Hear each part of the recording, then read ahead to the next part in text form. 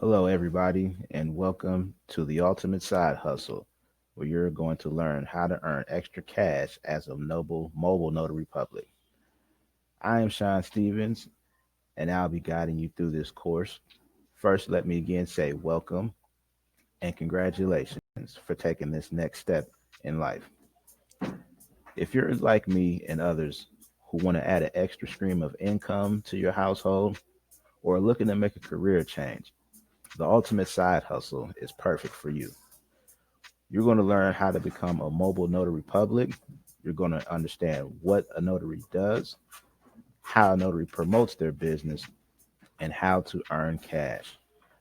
So follow me as we take the journey to become a mobile notary public.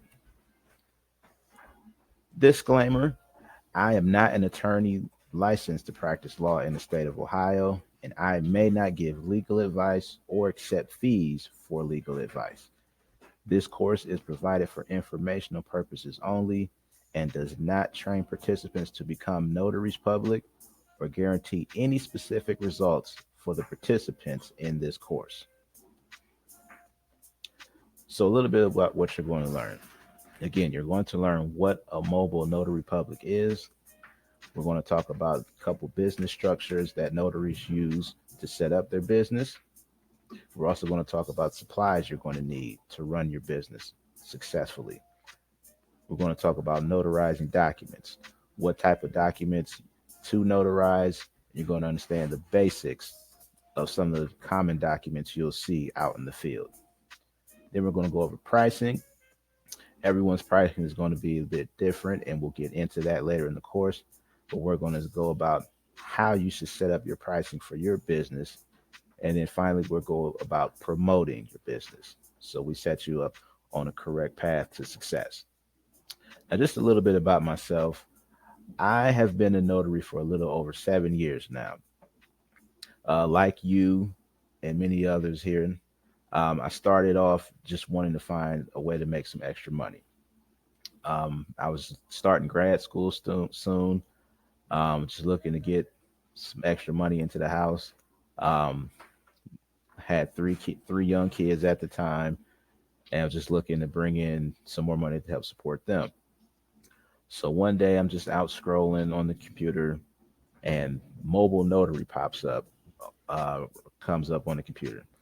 So it intrigues me. So I go study, do some research about it, learn a little more about it, and decided to take a chance on it. And I've been doing it ever since. And it's been a wonderful blessing to me. So I hope it can be the same thing to you. And another great thing about being a mobile notary is that anyone can do this job. Anybody can do this job. You don't need a degree in law or have any work experience as a paralegal or in the legal system or legal field. None of that. My educational background is in sports and recreation. Bachelor's in sports studies, master's in recreation and sports sciences. So I don't come from the field of legal work, but yet I've been able to take this mobile notary public hustle and take it to the max. And hopefully you will be able to as well. So as we go along, just remember, take chances. If you're, I know it can be nervous at times to take a chance, but listen, you always feel safe betting on yourself. Never be afraid to bet on yourself. So let's get started. So, what is a notary public? A notary public is an official of integrity appointed by a state government to serve the public as an impartial witness in performing a variety of official fraud deterrent acts related to the signing of important documents. And that is your definition from the National Notary Association, which we'll quote here throughout the course. The duty of a notary is to screen signers to verify their identity, willingness to sign, and awareness of the contents of the documents. So our main job is to make sure we're acting as an impartial witness to someone signing documents, make sure they understand what they're signing, and make sure they're willing to sign on their own free will. Now, a couple of differences between a notary and a mobile notary. So when we think of a notary public, we generally think of that notary who works in an office setting. So we think about the notary at the bank, the DMV, courthouse, real estate office. Those are generally the notary publics that we think about. Those notaries can generally charge the state maximum fee for their notarial acts. And also, those notaries are all usually available during your traditional business hours, 9 to 5. The difference with a mobile notary is a mobile notary can travel to their clients to perform notarial acts. Mobile notaries also can work on their schedule, which means you choose what hours you want to work on. They also can charge maximum fee and a travel fee. Now, some states do not allow you to charge a travel fee. So you'll want to do your research when you're studying about how to become a notary. You want to see if your state allows you to charge for a travel fee. Qualifications. Again, I touched on this briefly as beginning. Anybody can do this job. It's not hard at all. But you at least have to be 18 years or older, a legal resident of the state, or an attorney admitted to the practice of law in a state. So, for example, if there's an attorney who may live in New Jersey but has a license to practice law in New York, that attorney can be a notary public for the state of New York as well. You also have can't be convicted, plead guilty, or no contest to any disqualifying offense. And those offenses are usually sexually oriented, related to violence, theft, or fraud. Also, to become a notary, you'll need to complete a background check through an approved vendor.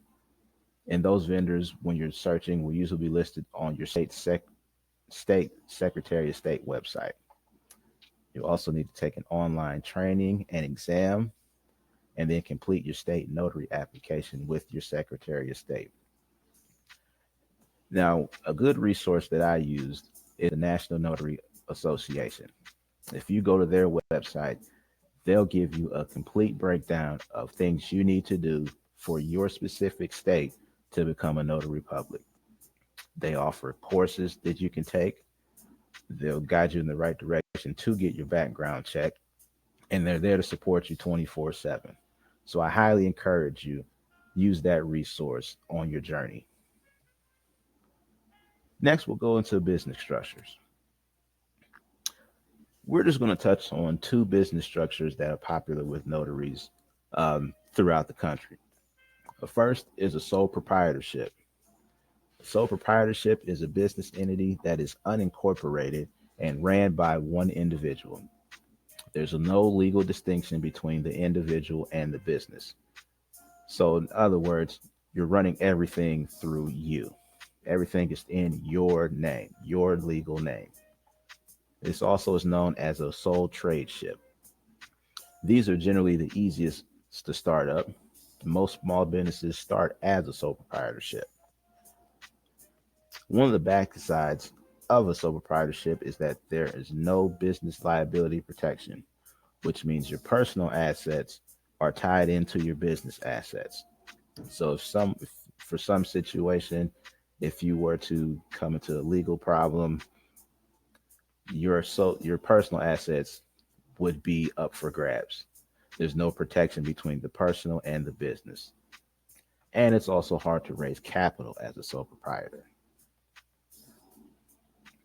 Now, if you do go the sole proprietor route, if you want to do business but under a different name, you're going to want to file what's called a DBA or fictitious name. DBA just stands for doing business as.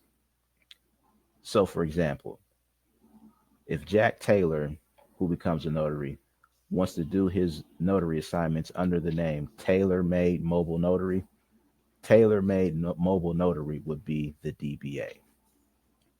This is good for sole proprietorships and general partnerships. Next, we have the LLC, the Limited Liability Company. This is a business structure that protects its owner's personal assets from the company's debts. So, again, using that example before, if you somehow were to become bankrupt or get into any legal trouble with your business assets would be separated from your personal assets. So then your personal assets would be safe. The different regulations vary from state to state. So again, if you decide to go the LLC route, please make sure you check with your state laws and regulations. And the LLC does not require a DBA. So whatever you decide to name your LLC will be the name of the company. You do not have to file a separate DBA. Two ways you can file your paperwork. One, you can go through LegalZoom, where all you can do, you go to LegalZoom, you put in your information. The representatives at LegalZoom will file the paperwork on your behalf. You would just pay their fee and the state filing fee. Or if you prefer to do it on your own, you can go to directly to your Secretary of State website, fill out your forms there, pay your state filing fee, and usually within one business day, you're off and running. Notary supplies. So next we're going to go through things that you're going to need to run your business efficiently. Your essential supplies will include, of course, a reliable vehicle, a smartphone, a self-inking notary stamp, a messenger tote bag, which is pictured here, a notary journal, loose acknowledgments and jurats, which we'll discuss later on, pens, preferably blue and black ink, and your state notary primer, which is listed here. So, your state notary primer, this is going to give you all the information you need for your state on your specific notary laws. So, this is the Mississippi notary primer. So, any notary in the state of Mississippi, this book will help guide you and give you information about how to complete your notarial acts, specific laws for your state. And each state has those notary primers. And those also are available on the National Notary Association website, which is nationalnotary.org.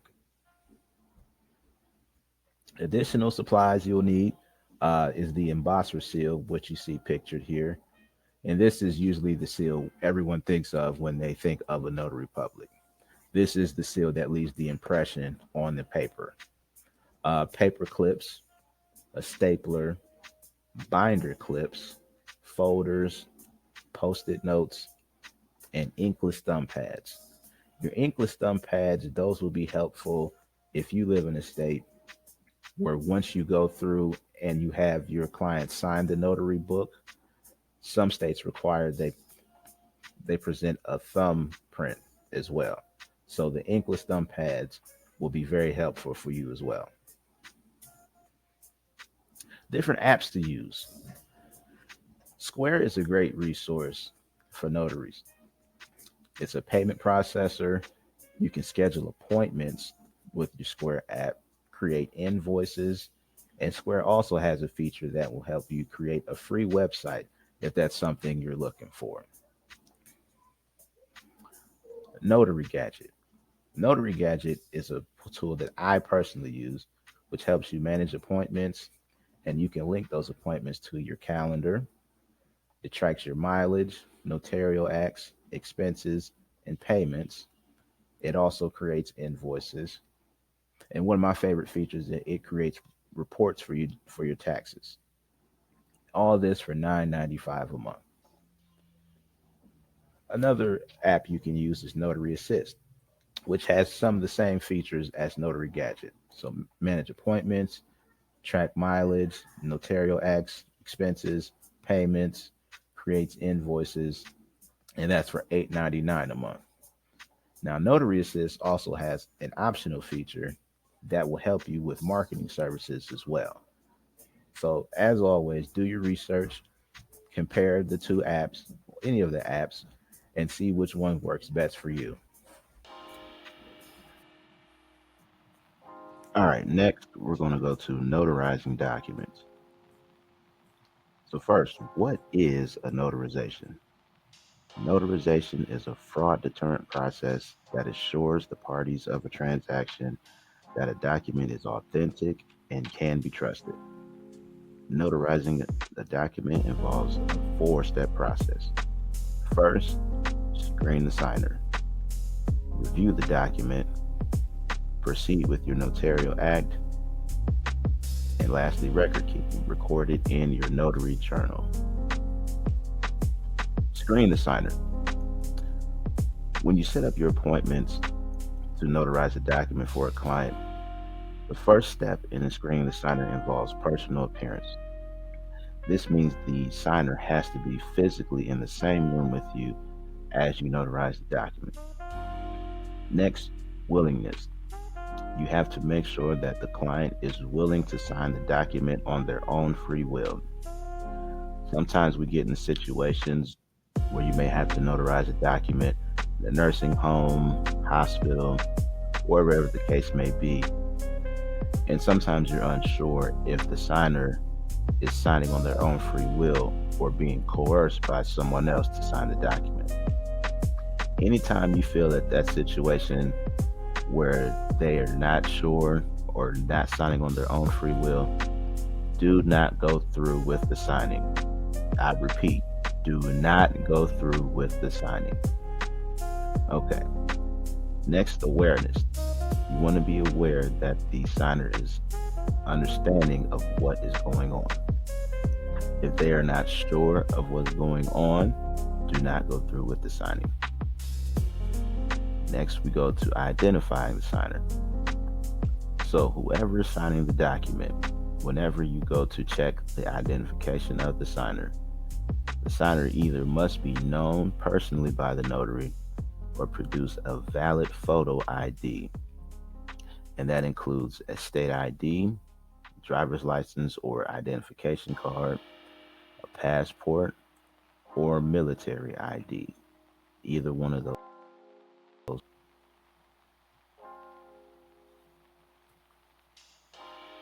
Next, also as we screen the signer, if the notary doesn't personally know the signer or the signer doesn't have a valid ID, they can be identified by a credible witness. Now, as always, check with your state rules if your state allows a credible witness to ID a signer.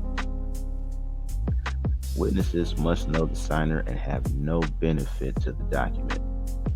So let's just say there's someone there who needs to be a credible witness for a signer, but if they're listed in the document, let's say as a beneficiary in a power of attorney, they cannot act as a credible witness.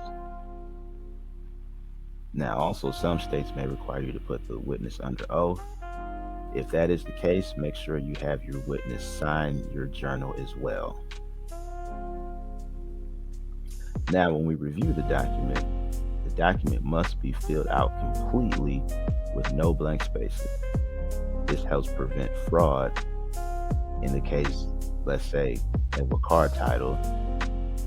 If everything's not filled out on the car title when it's notarized, someone can go back and change that information, and that's where fraud can happen.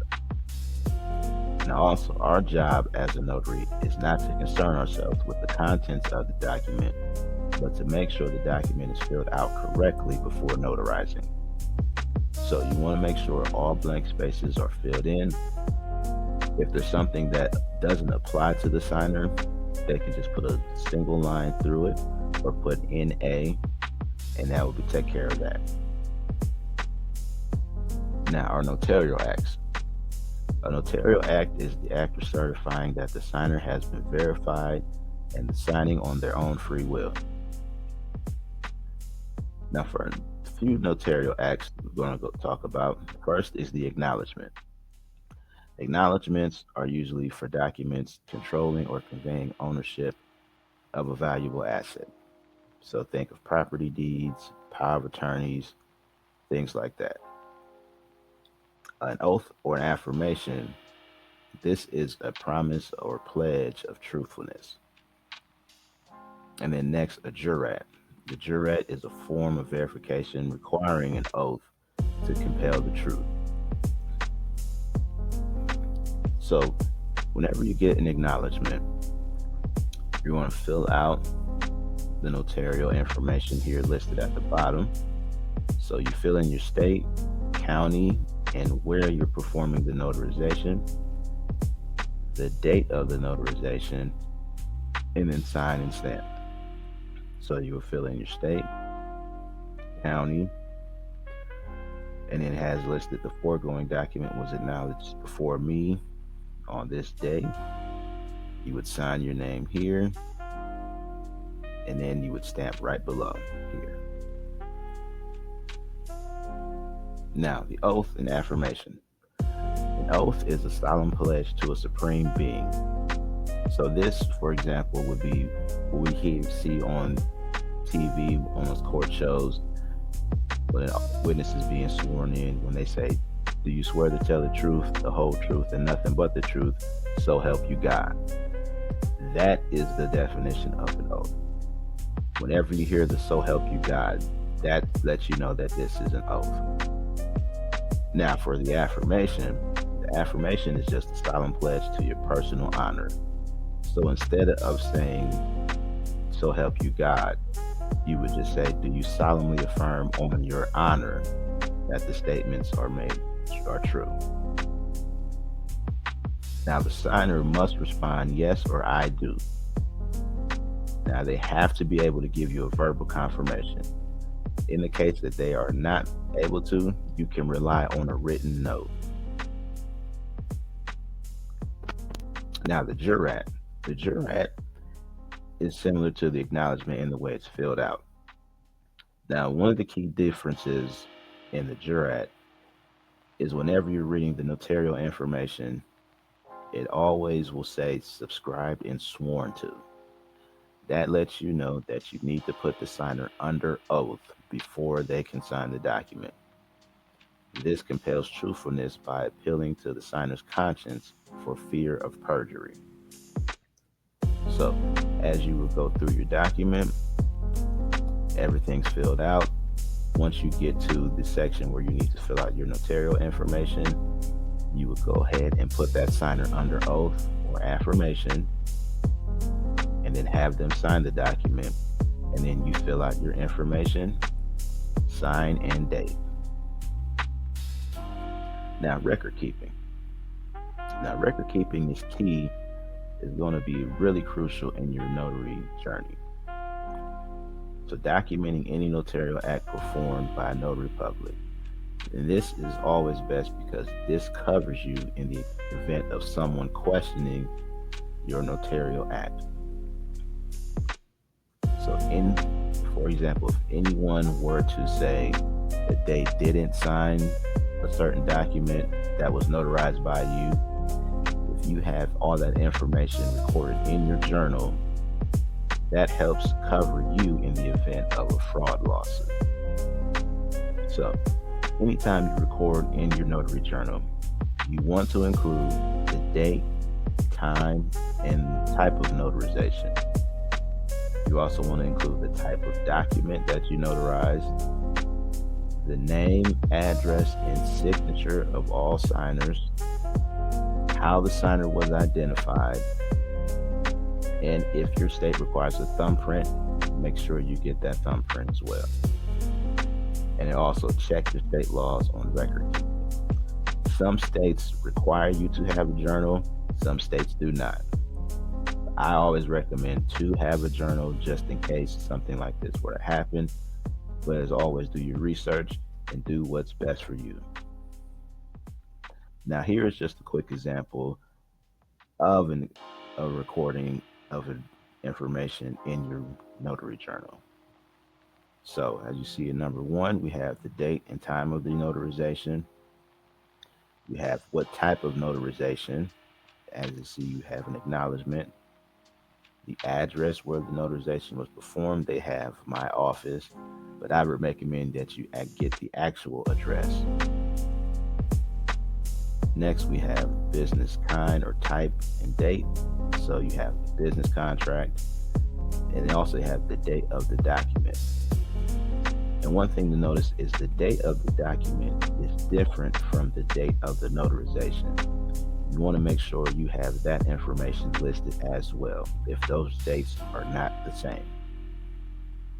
Then you have the name and address of your signer, how the signer was identified, and then additional information. So if you need to attach a loose certificate, you would list that as well. Notary fee, if you charge the fee or not, signature, and then the thumbprint as well. So some commonly notarized documents that you're going to see: power of attorney documents, loan documents, which can include property deeds, refinances when someone buys a house or sells a home, vehicle titles, passport applications, affidavits. And these are just the more typical documents that you'll see as you go through. So first, we'll just talk about the power of attorney. The power of attorney is just a legal document allowing one person to act on another's behalf. Now, as you're going through and notarizing this document, a couple of terms that I want you to be aware of. The principal. The principal listed in a power of attorney is the person granting power of attorney to another person. The agent is the person who is getting permission to act on their behalf. So, for example, if I were getting a power of attorney signed with me and my spouse, and I was giving my spouse power of attorney, I would be the principal and my spouse would be the agent. And also make sure everything is filled out entirely, and then go through your steps to perform the notarization. Now, vehicle titles. Now, this is a document that state issues to show ownership of a vehicle. Now, all states do not require titles to be notarized.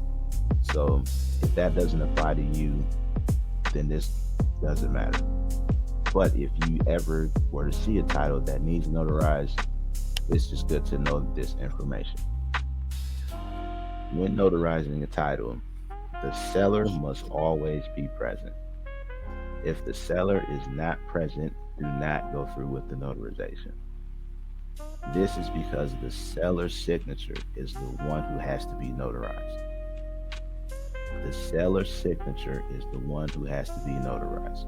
So always make sure that the seller is present. Once that seller is there, you make sure they complete the assignment of ownership section. Now, typically when folks are buying a car, you would think that the buyer and the seller would be there, need to be there. And that's true. They should be there. But the buyer doesn't necessarily have to be there. But their information does need to be filled in if that's the case. So sometimes you'll go through an appointment and you hear the client talk about, oh, well, I have an open title. There's no such thing as an open title. Everything must be filled out. And the open title usually goes when the seller fills out their information and gets it notarized and just has the buyer fill it in whenever they sell the car. Do not perform a notarization like that, because that document has not been filled in completely before it was notarized. So what you need to do, if you're ever in a situation where a client is asking you to notarize a vehicle title, you always make sure that the seller will be present. Once you verify that, once you get to your appointment, you make sure that the buyer information is filled out if the buyer is not there. If the buyer is there, you would have both the buyer and seller fill out their sections on the vehicle title. Once everything is good, you would sign and stamp. So here is an example of a vehicle title here in Ohio. So at the top is the assignment of ownership section. This is the section where the buyer will fill out their information. So they would fill out the date of the transaction. If the seller is a minor, you check yes or no.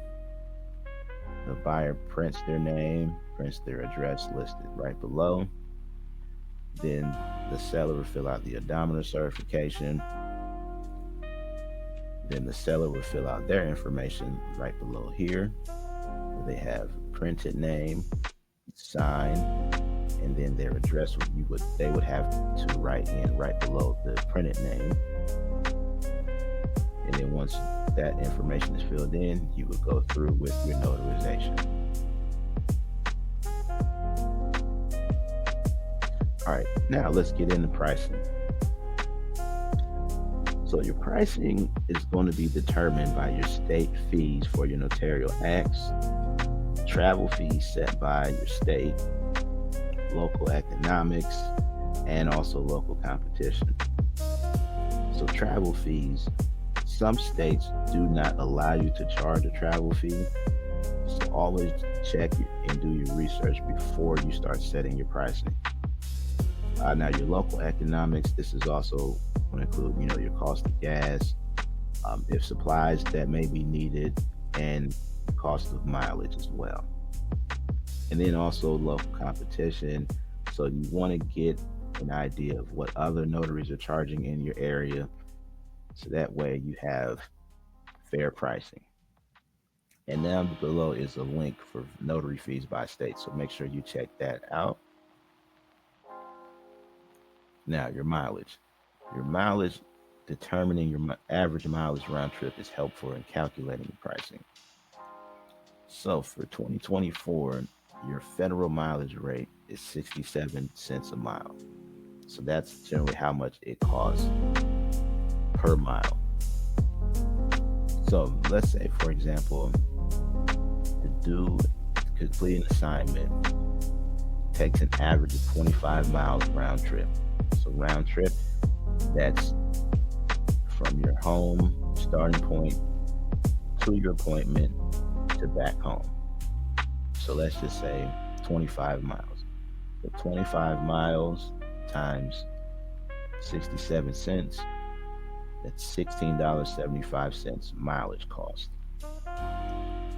So what you would do with your mileage cost is now we put everything together. So let's say, for example, your state fee is $15. So now your average mileage cost is $16.75. If you can go ahead and round that off to 17. So now you would take your state notarization fee plus your mileage cost.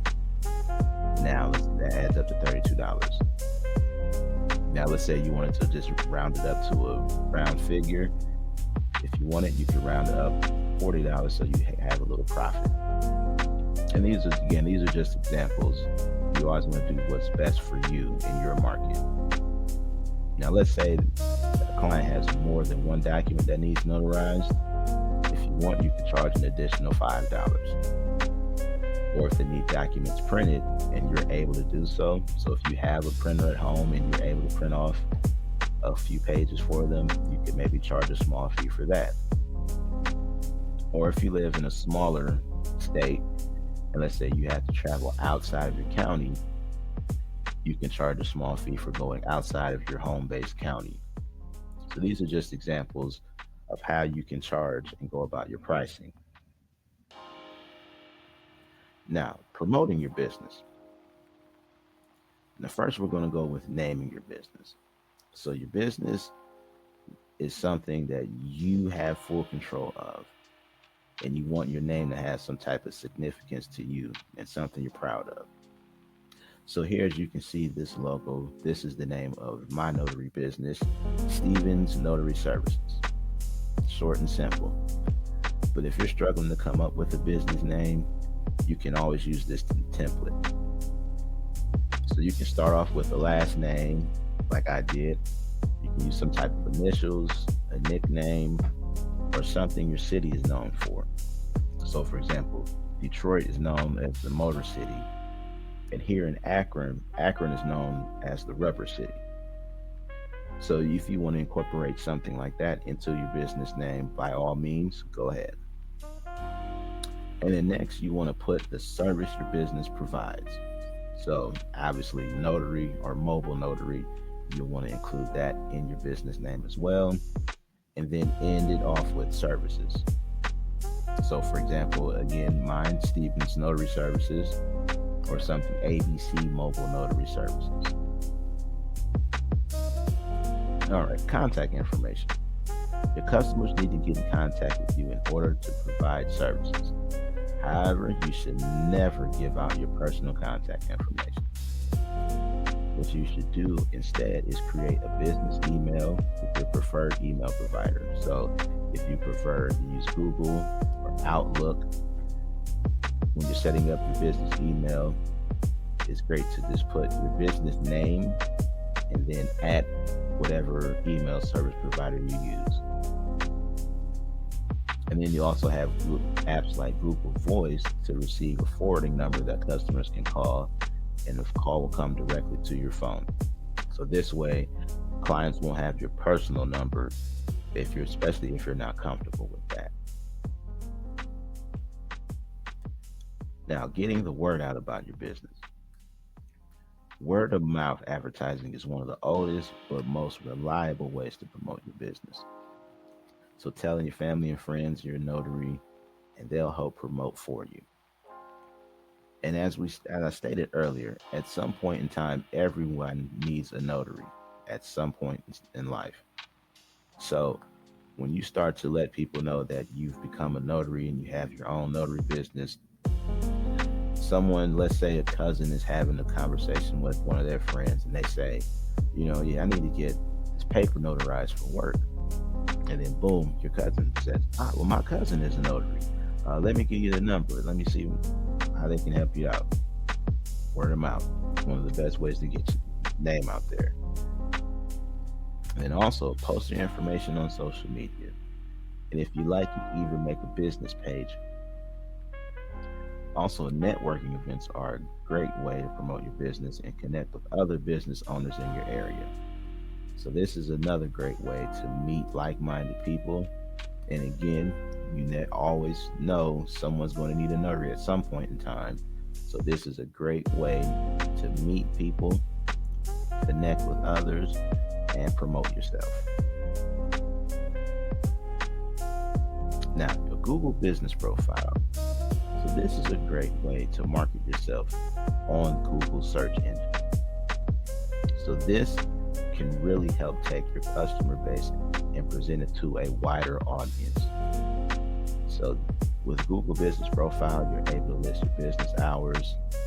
You can post pictures like on social media, get customer reviews, and more.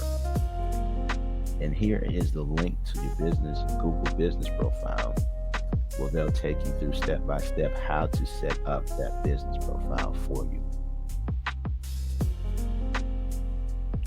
Business cards. So your business cards is something you want to have on you at all times. Like I said, especially at networking events, or even if you're just out and about during the city, let's say laundromat or at a restaurant, and as you're leaving, you just drop a business card, because you never know, someone will pick it up, and at that time they may not need a notary, but at least the information is out. So your business card should have at least these items minimum listed: your business name or logo, a brief description of your business and what you do, your name, and your contact information. Now, there are plenty of options out there for getting business cards made. Now, you have options as Office Depot, Staples, Vistaprint.com, which is what I prefer, Canva.com, or any local print shop. So again, you do what's best for you. Always go out and do your research, and then apply the information and proceed. Now, websites. Websites are good if you can afford them. If it's not in your budget to start, that's perfectly fine. You can use a Google My Business profile as your quote unquote website, or use a social media business page and have that act as a website. But a website is a good place to have all your business information listed as well. And that can also help you reach a target audience and a wider audience. So places like Wix.com, Squarespace, Hostinger, these are also good website builders that can be used. So again, do your research, check your pricing. If it fits within your budget and you're able to proceed with that, by all means, get your website up and running. Now where to promote your business? So where you promote it is a good and critical part of how successful your business are. So the best way is to grow it online and offline. I always recommend both, so that way you're getting clients who maybe are not online, and those who are online and maybe don't do as much research offline. So online marketing would involve your social media, Google business profile, website, Yelp as well. And then offline, again, your networking events, joining a chamber of commerce in your local area is a great way to promote yourself. You go to local hospitals, nursing homes, UPS stores. And I list UPS stores because generally they do have a notary that works within the store, but a lot of times that notary isn't there every day. So if you have a relationship with your local UPS store, you can see about leaving some business cards in there. So whenever they don't have a notary in store, they may be able to refer clients to you as well. You can also leave cards at your library, local tow yards, law offices. You can leave them anywhere. And trust me, people will find you. In conclusion, I want to congratulate you on completing this course. I thank you for investing your time with me to take this course, and it's something I don't take for granted, and I truly appreciate it. If you have any questions, you can feel free to email me at stevensnotaryservices@yahoo.com. Anything you need, any way I can help, I'm glad to assist. And the one thing I also want to say is I also recommend learning from all the other notaries as well. So you'll have different notary coaches who are on your online, whether Instagram, Facebook, TikTok, anywhere you can gain information, it's something that will be helpful too. So, along with this course, take other notary courses, learn from other notaries. Anywhere you can gain information, all it's going to do is help you in the long run. So, again, thank you again for completing this course, and look out for part 2 of the Ultimate Side Hustle coming soon. Thank you.